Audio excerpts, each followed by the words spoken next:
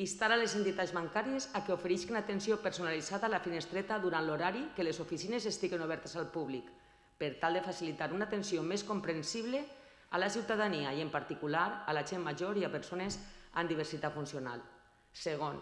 que les entitats bancàries no cobren comissions per conceptes derivats del servei d'atenció a les persones que no tenen les habilitats per poder fer de forma autònoma les diferents gestions en els caixers automàtics i que s'apliqui una tarifació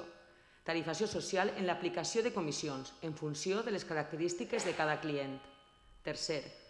que els productes financers que s'oferisquen per part d'aquestes entitats als clients siguin transparents i comprensibles. La claredat en la redacció ha de ser una norma per tal de no confondre les persones i fer-les contractar productes que desconeixen o incorren en despeses innecessàries i abusives.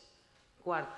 promoure la instal·lació de caixers automàtiques a les zones o barris de Catarroja que queden més lluny de l'abast de les oficines d'aquestes entitats, per tal que les persones que hi visquen puguen fer els tràmits més bàsics, molt especialment després del progressiu tancament de sucursals. Cinquè, que els poders públics competents legislen i regulen una normativa bancària més justa i solidària, especialment per a les persones més vulnerables. Sisè, instar a la Generalitat Valenciana i a la Federació Valenciana de Municipis i Províncies a la posada en marxa d'un pla de servei rural financer en aquelles entitats locals que no disposen d'una oficina bancària ni atenció presencial que incloga la reactivació del servei bancari i les poblacions que no tingueren cap mena de servei financer